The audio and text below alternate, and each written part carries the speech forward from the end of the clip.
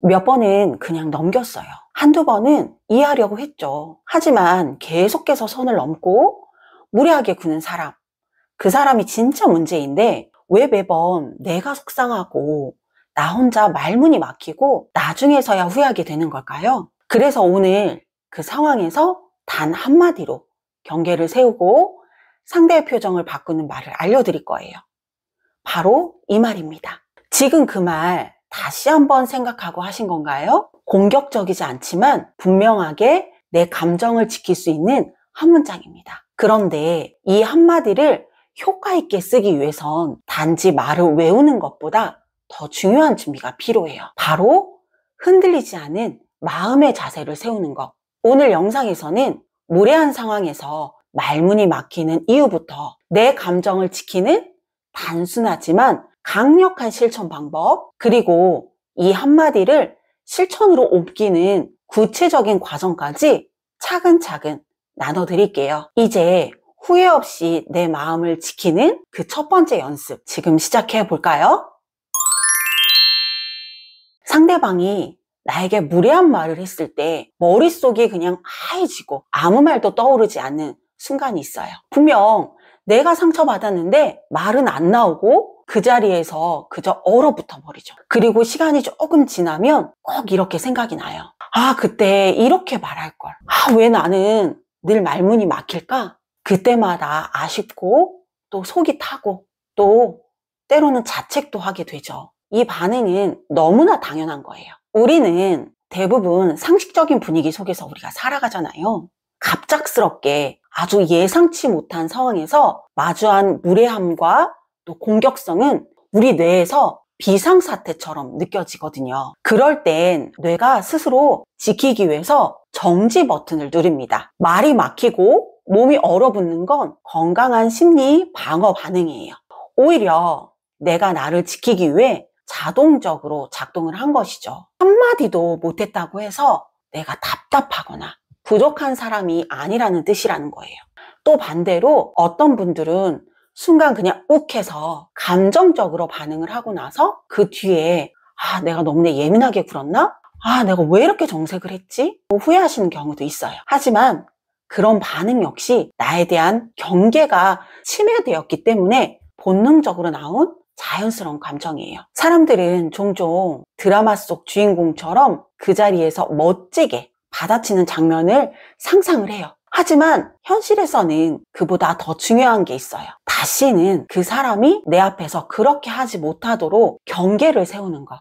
그 경계는 화려한 말이 아니어도 괜찮아요. 말보다 먼저 나오는 태도와 분위기, 그게 진짜 강력한 메시지가 될 수 있어요. 경계가 먼저 세워지면 말은 나중에 저절로 따라 나오게 되어 있습니다. 저 사람은 도대체 왜 저렇게 말하지? 진짜 모르는 걸까? 아니면 일부러 그러는 걸까? 무례한 말이나 태도, 또 쉽게 사람을 깎아내리게 하는 그런 불편하게 만드는 사람들. 이게 단순히 성격이 못돼서라고 치부하고 넘기기엔 우리는 그 사람들의 행동 뒤에 숨어있는 심리적인 배경을 이해할 필요가 있어요. 왜냐하면 그걸 알아야 그 무례함에 우리가 휘둘리지 않고 한 걸음 물러설 수 있는 그런 마음의 여유를 가질 수 있고 나를 감정적으로 또 보호할 수 있기 때문이에요. 심리학적으로 보면 무례함은 내면의 결핍이 밖으로 드러난 방어적인 행동 중에 하나입니다. 그 중에서도 특히 3가지 결핍이 발견이 됩니다. 그 첫 번째는 자기 확신의 결핍이에요. 이런 사람들은 자신에 대한 확신이 약합니다. 자기 존재에 대해 확고한 기준이 없다 보니 타인을 기준으로 삼아서 스스로를 판단하려고 해요. 그래서 언제나 늘 비교를 합니다. 나는 쟤보다 낫다. 쟤는 왜 저렇게 못하지? 이런 식으로 타인을 깎아내려야 자기 자신이 우월하다고 느끼고 안심을 하는 거예요. 겉으로는 자신만만하게 당당히 보이지만 속으로는 나는 괜찮은 사람인가? 하는 불안이 늘 시달리고 있어요. 그 불안을 감추기 위해서 공격적인 언행을 하거나 다른 사람의 약점을 들춰내서 지적하려 하는 거예요. 예를 들어 회식 자리에서 누군가를 대놓고 무시하거나 또 실수를 과하게 부각시키는 그런 사람들이 있잖아요. 그건 사실 내가 위에 있어야만 마음이 놓인다는 그런 심리예요. 자신감이 있는 사람은 굳이 남을 억누르지 않아요. 진짜 자신을 알고 있는 사람은 타인을 깎아내릴 이유가 없습니다. 오히려 남을 인정하고 있는 그대로 받아들이는 그런 마음의 여유가 생기니까요. 반면에 자기다움이 부족한 사람은 자신의 가치를 외부에서 찾으려고 해요. 그래서 남을 무시하거나 또 공격하는 방식으로 자신이 더 우월하다고 느끼는 거죠. 그렇게라도 하지 않으면 나는 누군가에 대한 불안이 커지기 때문이라는 거죠. 마음속이 단단한 사람은 타인을 상처 입히지 않아도 스스로 중심을 잡고 살아갈 수 있어요. 내면이 약하고 흔들릴수록 남을 깎아내리는 방식으로 자신을 겨우 유지하려고 합니다. 그건 마치 모래 위에 세운 집처럼 언제 무너질지 몰라서 불안한 상태예요. 그래서 무례함이라는 건 결국 진정한 자기 자신을 잃은 사람, 혹은 한 번도 진짜 나를 마주해 본 적이 없는 사람이 불안과 두려움 속에서 내뱉는 그런 방어 신호라고 할 수 있어요. 그 말을 듣는 우리가 해야 할 일은 그 말에 휘둘리지 않고 내 중심을 지키는 겁니다. 그 무례함은 나 때문이 아니라 그 사람의 내면에서 비롯된 것이니까요. 자, 두 번째는 공감 능력의 결핍입니다. 이 유형의 사람들은 타인의 감정을 이해하지 못하는 상태에 있어요. 쉽게 말하면 감정의 거리가 너무나 멀다라는 거예요. 아, 그건 그냥 농담이었잖아. 내가 널 위해서 하는 말이야. 이런 식으로 말하는 사람들 있죠. 그 사람들은 상대방의 감정 상태나 상황을 자기 시선으로만 해석을 합니다. 공감이라는 건 내 감정을 기준으로 상대를 해석하는 게 아니라 상대의 마음에 내가 들어가 보는 거예요. 그걸 못하면 자기 말이 누군가에게 상처가 됐다는 사실조차 모르게 됩니다. 아무리 진심 어린 조언이라고 해도 말하는 방식에 공감이 없다면 그건 무례함이 될 수 있어요. 오히려 어떤 사람들은 난 그냥 조언한 거야. 난 내가 걱정돼서 하는 말인데? 이런 식으로 자신의 무례함을 포장하고 정당화하려고 해요.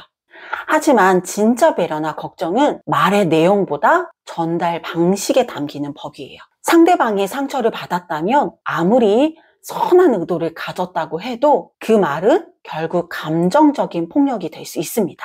진심은 말의 방향이 아니라 상대가 어떻게 느꼈는지에 달려있기 때문이죠. 마지막 세 번째는 감정인식과 조절의 결핍에 있습니다.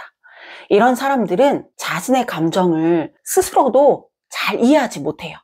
내가 왜 기분이 나쁜지, 무엇이 불편한지 그 감정을 말로 표현하는 법을 배우지 못했거나 익숙하지 않은 거예요. 그래서 그 감정은 삐뚤어진 방식으로 튀어나옵니다. 은근히 빈정대는 말투, 또 시비를 거는 듯한 태도, 애매하게 상대를 찌르는 말, 이건 다 나도 힘들어, 날 좀 알아줘 라는 메시지가 건강하게 표현되지 못하고 또 어떻게 보면 뒤틀린 방식으로 나온 결과예요. 문제는 이 감정이 무의식적으로 계속 반복된다는 거예요. 상대방을 불편하게 만들고 결국 사람들과의 관계를 망치게 되는 거죠. 하지만 본인은 그 이유를 몰라요. 왜 사람들이 나를 멀리하지? 왜 다들 예민하게 굴지? 이런 식으로 또다시 외로움 속으로 빠지게 돼요.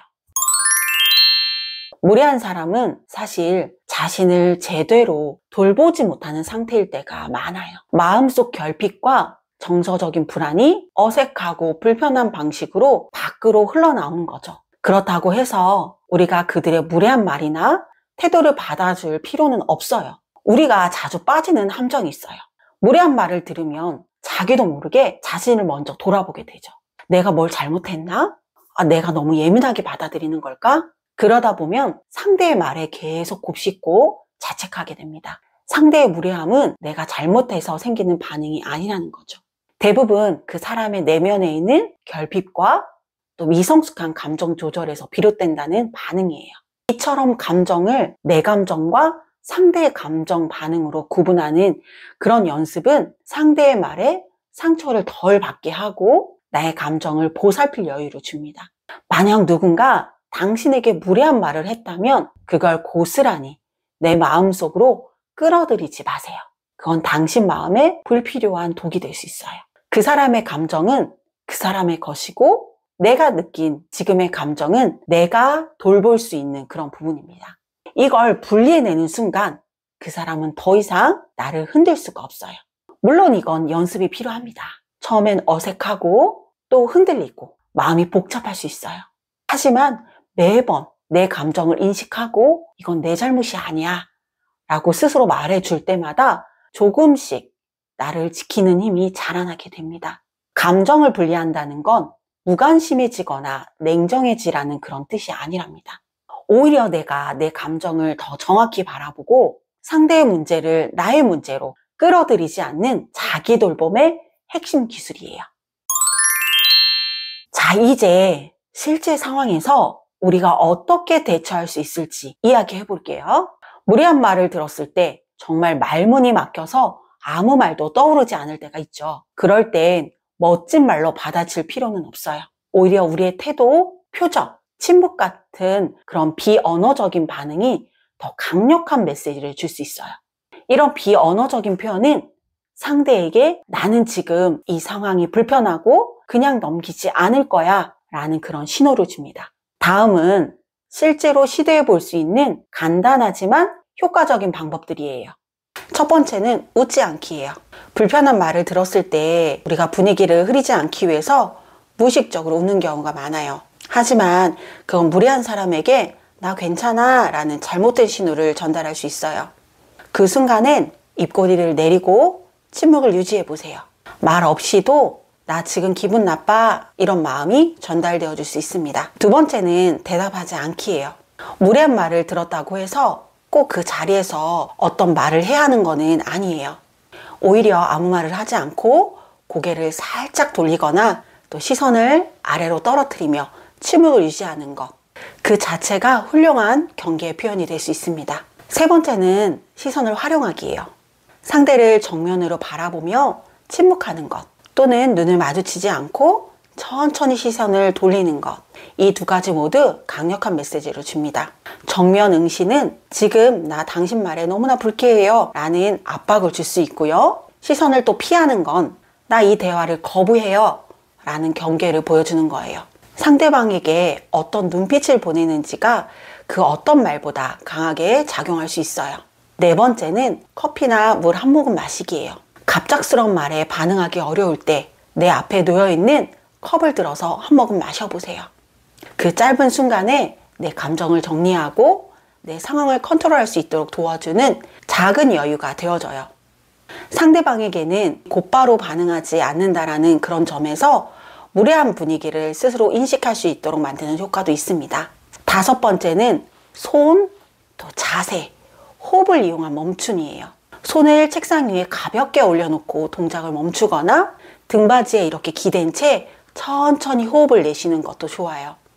작은 행동들이지만 내가 이 상황을 그냥 넘기지 않을 거야 라는 그런 단호한 태도로 연결이 됩니다. 이런 비언어적인 반응은 말처럼 직접적으로 충돌을 일으키지 않지만 상대방에게 분명하게 경계를 전달할 수 있는 아주 강력한 도구라고 할 수 있어요. 무엇보다 중요한 건 이런 반응들을 내 감정을 먼저 돌본다는 그런 마음에서 시도하는 거예요. 내가 지금 뭘 느끼고 있는지 그 감정을 누르지 않고 태도에 담아내는 것.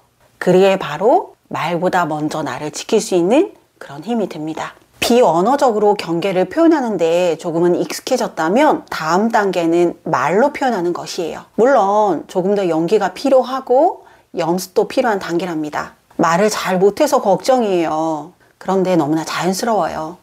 하지만 꼭 멋지게 또 완벽하게 문장을 말할 필요는 없어요. 짧아도 괜찮고 떨리는 목소리도 괜찮아요. 맞받아치는 말보다는 의도를 확인하는 그런 질문형 표현이 훨씬 더 효과적이에요. 예를 들어 이런 질문들이 있습니다. 그 말 진심으로 하신 건가요? 지금 말씀 제가 잘 이해한 게 맞나요? 방금 말씀이 무슨 의미인지 조금 더 듣고 싶어요. 혹시 일부러 그렇게 말씀하신 건가요? 이런 말들은 싸우자는 느낌 없이 상대가 자신의 언행을 돌아보게 하는 그런 효과가 있습니다. 상대방은 지금 내가 선을 넘었나? 스스로를 조심할 수 있게 되기도 하고요. 짧고 단순하지만 효과적인 감정 표현도 있어요. 그 말 조금 불편하네요. 듣기에 기분이 좋지는 않아요. 저는 그 표현이 불쾌하게 느껴졌어요. 이런 말들은 내 감정에 대해 솔직하게 말하는 것이기 때문에 상대가 방어적으로 반응할 여지를 줄일 수 있고 상황을 지나치게 격화시키지 않으면서도 분명하게 나의 메시지를 전달할 수 있어요. 물론 이런 말을 꺼내는 순간 얼굴이 붉어지거나 목소리가 떨릴 수도 있어요. 하지만 괜찮아요. 그건 용기를 내고 있다는 증거이기도 하죠. 내가 그 자리에서 말하는 게 너무 어렵다면 메시지로 남기는 것도 충분히 좋은 방법이에요. 말이라는 건 반드시 즉시 하지 않아도 괜찮아요. 감정은 늦게 도착해도 충분히 유효하니까요. 그리고 무엇보다 상대방이 당황하고 정색한다고 해서 흔들리지 마세요. 무례한 사람은 자신에게 경계가 생긴다는 걸 굉장히 불편하게 느끼지만 그건 내가 잘하고 있다는 뜻이에요. 나를 단단히 지키기 위해서 내가 해야 할 일은 내 감정을 인식하고 표현하는 힘을 기르는 거예요. 잠시 멈추고 스스로가 한번 물어보세요. 나는 지금 어떤 감정을 느끼고 있지? 나는 왜 이 상황이 나를 불편하게 만들었지?